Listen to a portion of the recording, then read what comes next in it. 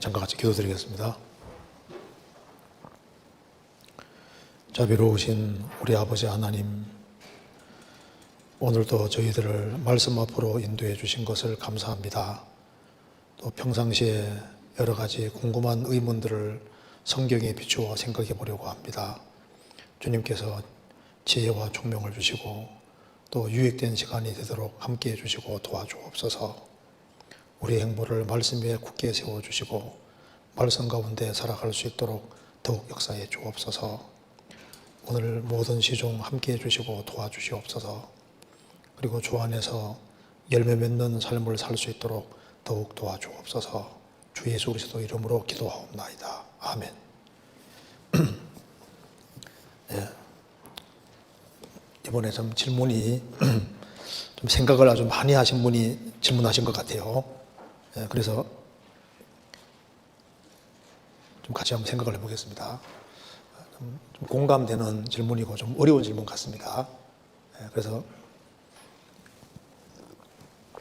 생각을 해보겠습니다. 제가 먼저 첫 번째 질문 한번 읽겠습니다. 그리스도인은 정치 상황에 대해서 국민으로서의 의무는 다해야 하지만 지나치게 참여하거나 크게 흔들리면 안 된다고 알고 있습니다. 권력에 대해서 반대운동을 한다는 것은 그리스도인으로서 잘못된 것이고 그것은 하나님의 말씀을 거역하는 것이라는 것을 로마서 13장 1절 2절을 통해서 배웠습니다. 로마서 1장 2절에 각 사람은 위에 있는 권세들에게 굴복하라. 권세는 하나님께로서 나지 않음이 없나니 모든 권세는 다 하나님의 정하신 바라. 그러므로 권세를 거스리는 자는 하나님의 명을 거스림이니 거스리는 자들은 심판을 자취하리라.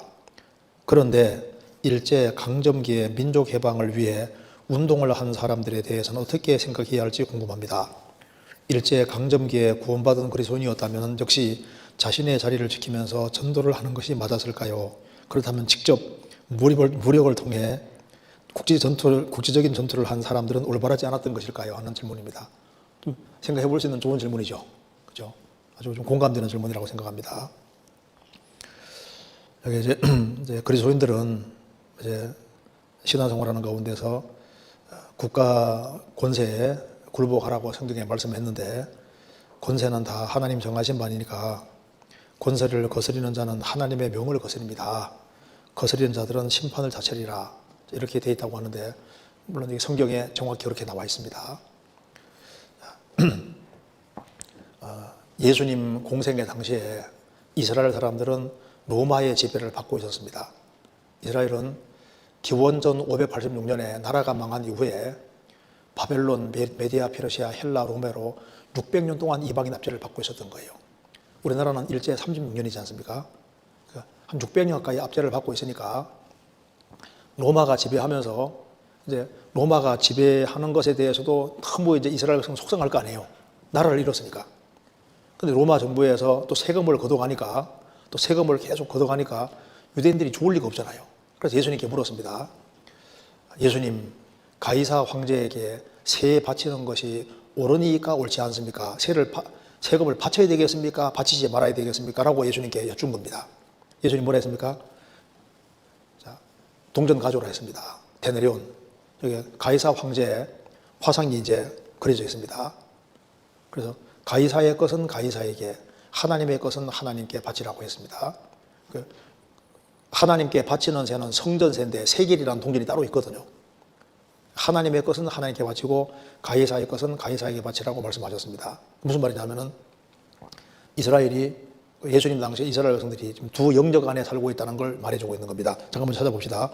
마태복음 22장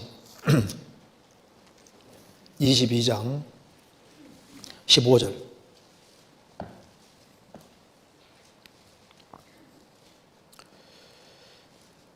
이에 바리새인들이 가서 어떻게 하여 예수로 말에 올무에 걸리게 할까 상론하고 자기 제자들을 헤롯 당관들과 함께 예수께 보내어 말하되 선생님이여 우리가 아노니 당신은 참되시고 참으로 하나님의 도를 가르치시며 아무라도 끄리끼는 일이 없으시니 이는 사람을 외모로 보지 아니하심이니이다.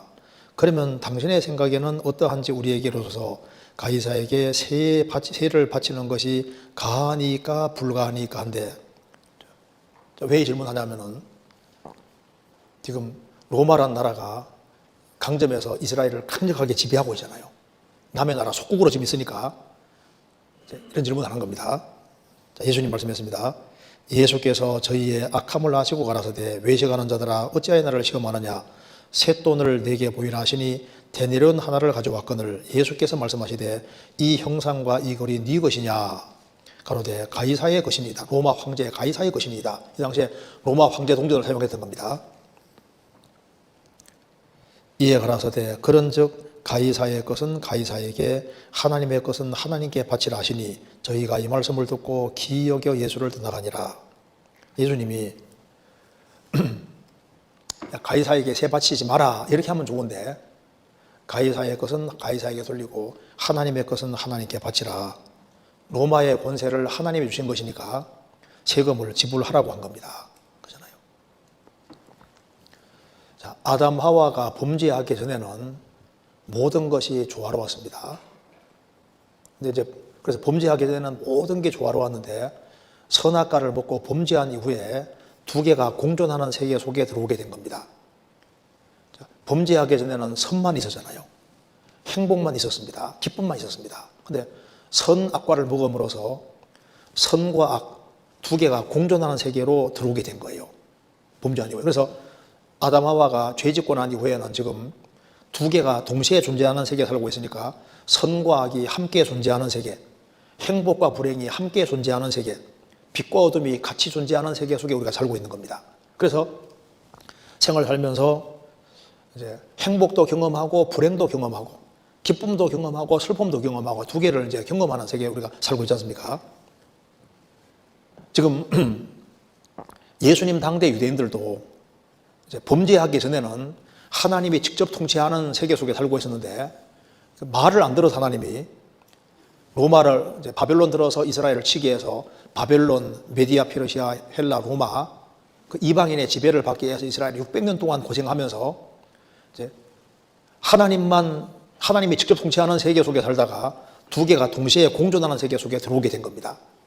그래서 예수님께서 말씀하시기를 너희들은 지금 이제 이방인이 통치하는 그 세계 속에 살고 있기 때문에 국가의 권세에 굴복하면서 세금 낼 건 세금 내라고 말씀을 하신 거지 않습니까? 그렇잖아요. 그래서 이스라엘이 바벨론 포로 잡혀갔을 때 이제 바벨론 땅에 살면서 우리는 하나님을 섬기던 백성인데 이방 땅에 붙잡혀 갔으니까 이방 땅에서 어떻게 해야 되느냐? 그 데모해야 되느냐? 성경이 말씀하기를 이방 나라 권세 아래 있으면서도 집을 짓고 자녀 낳고 성실하게 살아라. 그 때가 차면 하나님께서 이스라엘을 이제 다시 이스라엘 땅에 돌려줄 거라고 말씀하신 겁니다. 이스라엘이 이방인의 지배를 받지만은 때가 차면 하나님께서 이스라엘을 독립시켜 줄 것을 약속을 하신 겁니다. 여기에 성경 찾아보시겠습니다. 예레미야 29장.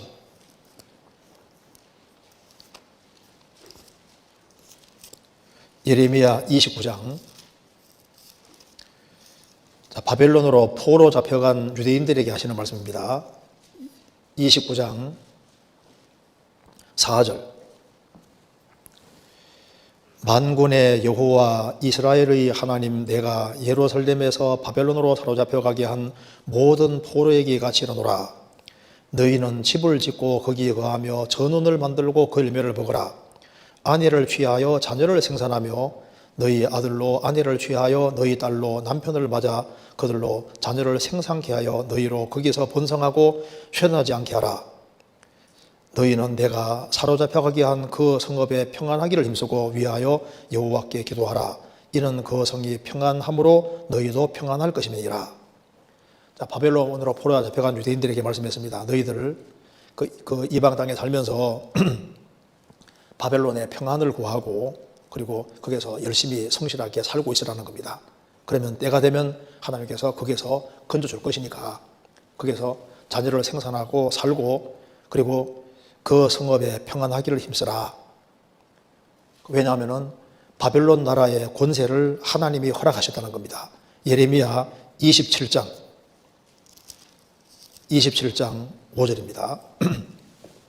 5절에 나는 내 큰 능과 나의 튼 팔로 땅과 그 위에 있는 사람과 짐승을 만들고 나의 소견대로 땅을 사람에게 주었노라.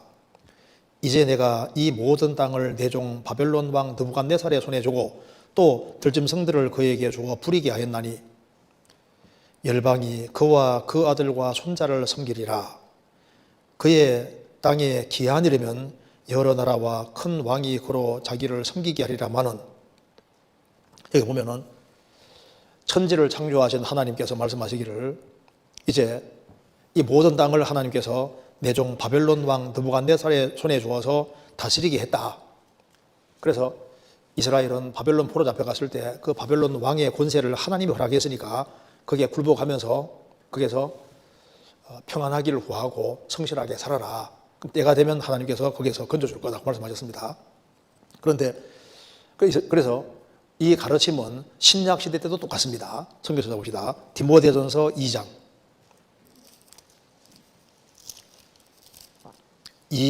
1절.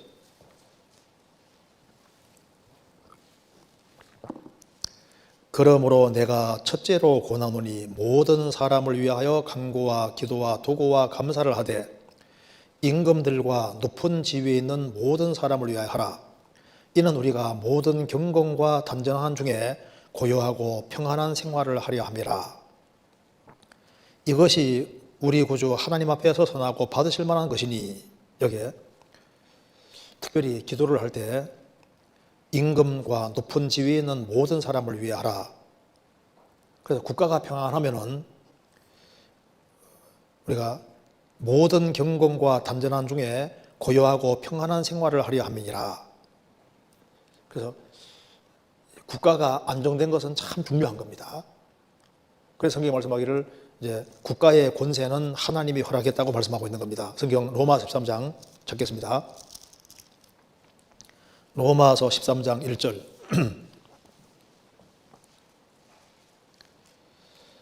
각 사람은 위에 있는 권세들에게 굴복하라. 권세는 하나님께로 나지 않음이 없나니 모든 권세는 다 하나님의 정하신 바라. 그러므로 권세를 거스리는 자는 하나님의 명을 거스림이니 거스리는 자들은 심판을 자취하리라. 6절. 너희가 공세를 바치는 것도 이를 인함이라. 저희가 하나님의 일꾼이 되어 바로 이 일을 항상 힘쓰느니라. 모든 자에게 줄 것을 주되 공세를 받을 자에게 공세를 주고 국세를 받을 자에게 국세를 바치고 두려워할 자를 두려워하며 존경할 자를 존경하라. 그러니까 이제 질문하신 분이 이제 답을 하시면서 성경에서 이렇게 배웠다고 말입니다. 잘 배우신 거예요. 그래서 성경에서 여러 곳에서 이제 정치적인 권세를 하나님이 허락했다는 것을 계속 말하고 있는 겁니다. 여기까지는 알지 않습니까? 자, 그래서 지극히 높으신 하나님이 인간 나라를 다스리고 계십니다. 그러니까 이 우주 만물을 직접 창조하시고 이 우주를 지배하고 다스리는 분이 하나님이고 지극히 높으신 하나님이 인간 나라를 다스리신다. 다니엘 4장에 나와 있잖아요. 그리고 나라는 다 하나님 손에 있습니다. 그래서 예레미야 18장 보면은 토기장이의 손에, 이 그릇이 토기장이의 손에 있는 것처럼 나라가 하나님 손 안에 있다고 말입니다. 그래서 이 우주를 창조하시고 이 우주를 하나님 손이 딱 붙잡고 있는데 나라도 하나님 손 안에 있는 거예요. 개인도 마찬가지고. 그러니까 나라를 크게 하고 작게 하고 없애고 하는 모든 고난과 힘이 하나님께 있는 겁니다. 그래서 하나님은 나라를 커지게도 하고 작게도 하고 없애기도 하고 그걸 마음대로 할 수 있는 주권자다 그 말입니다. 자, 욥기 12장 찾겠습니다. 욥기 12장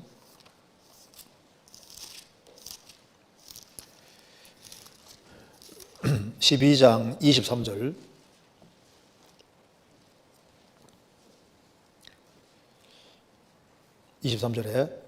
만국을 커지게도 하시고 다시 멸하기도 하시며 열국으로 광대하게도 하시고 다시 사로잡히게도 하시며 만민의 두목들의 총명을 빼앗으시고 그들을 길없는 거친들로 유리하게 하시며 빛 없이 캄캄한 데를 더듬게 하시며 취한 사람같이 비틀거리게 하시느니라.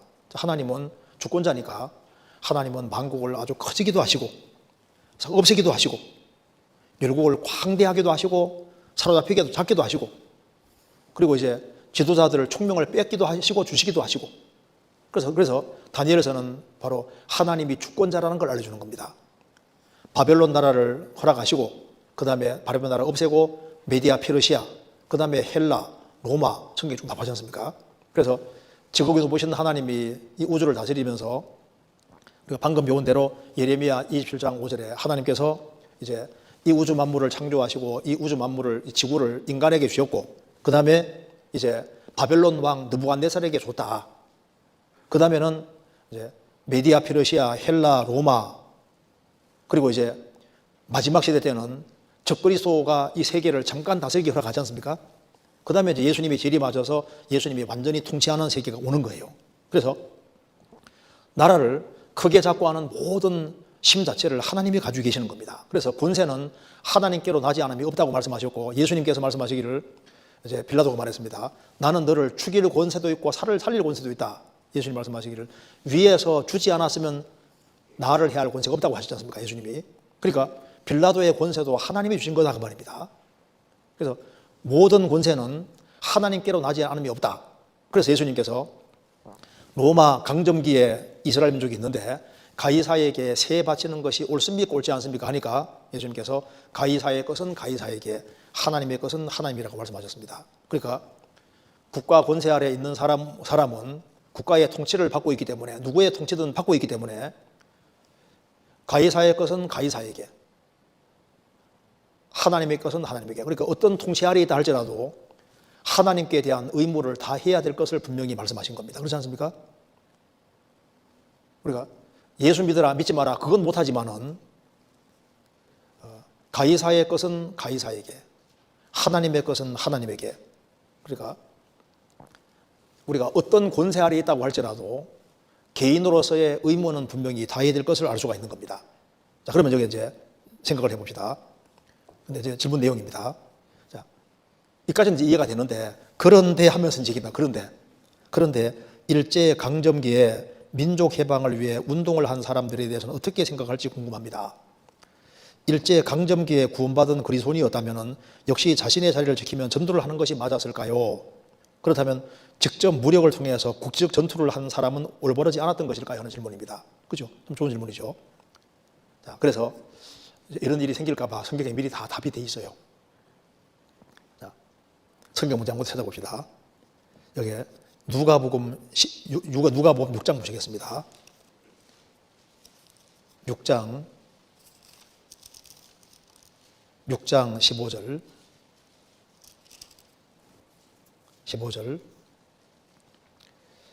제가 읽겠습니다. 마태와 도마와 및 알페의 아들 야고보와 및 셀롯이라 하는 시몬과, 여기에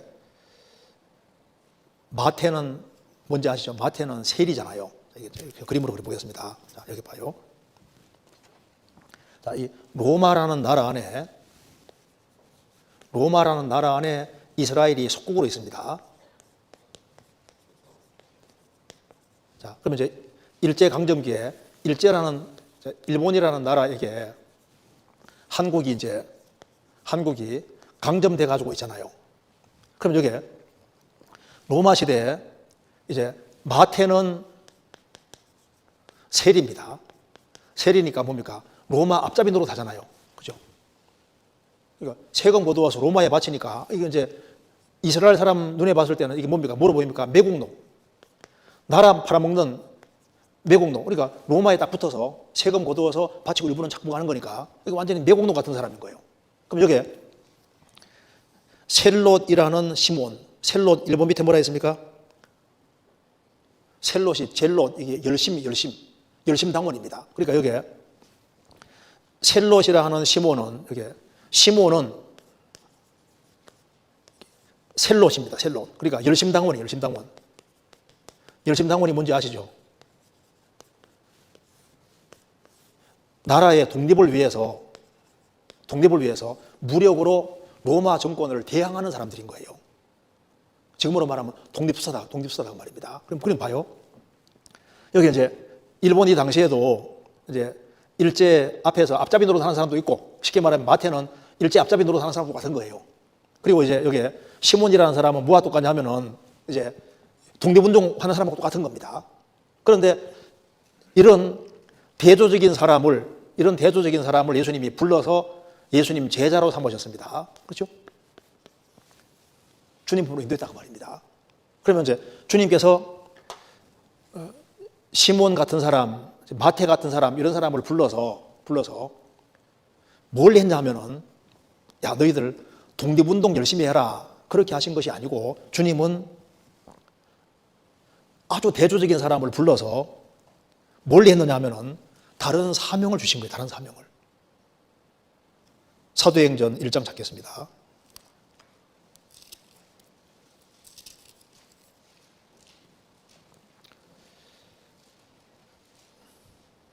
1장 3절입니다.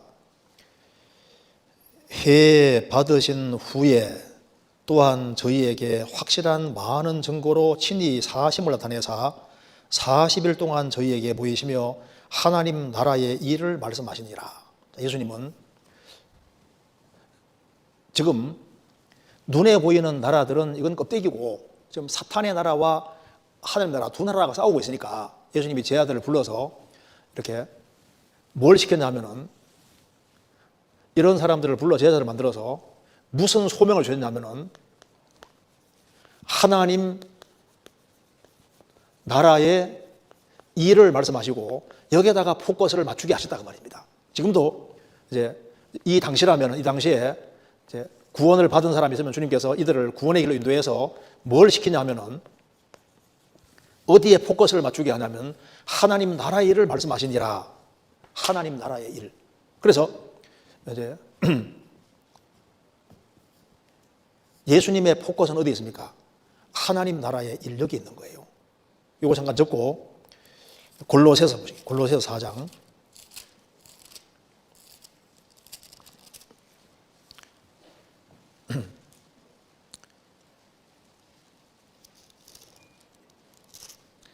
골로새서 4장에 11절 보시겠습니다. 유수도라 하는 예수도 너희에게 무난하니 저희는 할례당이라, 유대인이라는 겁니다. 이들만 하나님 나라를 위해 함께 역사하는 자들이니 이런 사람들이 나의 위로가 되었느니라. 자, 하나님 나라를 위해 역사하는 사람들이 있습니다. 자, 그러면 압제를 받고 있는데, 압제받고 있는 그것에 대해서는 어떻게 했냐 말입니다. 사도행전 1장 찾겠습니다. 사도행전 1장 6절입니다. 저희가 모였을 때 예수께 묻자와 가로되 주께서 이스라엘 나라를 회복하심이 이때니이까 가라사대 때와 기한은 아버지께서 자기 고난에 두셨으니 너희 알 바 아니요 오직 성령이 너희에게 마시면 너희가 권능을 받고 예루살렘과 온 유대와 사마리아 땅까지 이르러 내 증인들이라 하시니라. 이제 예수님 부활하셨으니까 이제야 이스라엘 민족을 독립시켜 줄 겁니까? 나라 독립시켜 줄 겁니까? 라고 여쭈니까, 때와 기한은 아버지께서 자기 고난에 두셨으니 너희 알 바 아니요. 자, 나라 독립시키는 건 때가 되면 주님 시간 안에 하실 거다 그 말입니다. 하실 거니까 너희들은 성령 받으면 뭐 해야 되느냐? 예루살렘과 온 유대와 사마리아 땅까지 복음을 전하라 말씀하셨습니다. 그러니까 주님은 정치적인 문제라든가 독립 문제라든가 그런 것보다 더 우선적인 것이 복음을 통해 사람이 구원받는 것에다가 포커스를 맞추셨다고 말입니다. 그리고 주님께서는 이스라엘은 어차피 독립을 해야 되니까 때가 되면 주님이 누굴 통해서든 독립을 시키시는 거예요. 그러니까 일본이 한국을 강점했을 때 남의 나라를 강점하는 건 악이잖아요. 그러니까 악을 행하는 것에 대해서는 벌을 받게 되어 있다고. 그래서 이스라엘을 침공해서 혼내킨 바벨론도 결국은 때가 되니까 주님 멸망시켜버리고, 그 다음에 메디아 피러시아 헬라로 멸망시켰지 않습니까? 그래서 이스라엘은 때가 되면 독립되게 되어 있으니까 주님이 누굴 통해서든 독립을 시키는 거예요. 그래서 하나님께서 일본이 한국을 강점해가지고 너무 많이 괴롭힌 것에 대해서는요, 거기에 대해서 주님께서 누굴 통해든 간에 징벌을 하시고, 또 우리나라가 독립되는 게 주님 뜻이니까 주님께서 때가 되니까 이제 여러 사람을 통해서 어떻게든 독립을 시키잖아요. 그러니까 하나님께서 모든 종류의 사람을 사용해서 하나님의 뜻과 계획은 이루신다고 말입니다. 그런데 그리스도인들은 뭘 해야 되느냐? 그리스도인들은 하나님께서 매국노 노릇하던 사람도 주님 부르셨고, 그리고 독립운동하던 사람도 부르셔서 그들을 구원시켜서 어디에다가 우선군두게 하셨냐면은 나머지는 하나님께 맡기고 너희들은 하나님 나라를 확장시키는 이 일에 신경 쓰라 그 말입니다. 그리고 나라가 독립되는 것은 하나님의 고난이 있으니까 하나님이 때가 되면 회복시켜 주시는 겁니다. 그래서 우리나라가 어려움을 당할 때 합당하지 않게 행한 모든 것에 대해서는 벌이 있습니다. 일본도 한국을 강점하고 악을 행해서 원자폭탄 맞고 벌을 받았잖아요. 이 세상에 벌이라는 건 있습니다. 나라도 벌이 있거든요. 그러니까 벌 받을 나라들은 벌 받게 하고 또 회복될 나라들은 회복시키는데 하나님이 누굴 통해든 간에 어떤 사람을 통해서든 회복을 시켜주시는 거예요. 그래서 이스라엘이 독립할 때 많은 나라들이 독립을 했는데 성경 누가복음 21장 보십니다. 누가복음 21장 29절.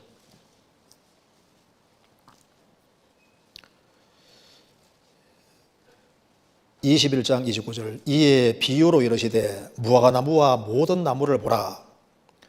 싹이 나면 너희가 보고 여름이 가까운 줄을 자연히 아나니 이와 같이 너희가 이런 일이 나는 것을 보거든 하나님 나라 가까운 줄 알라.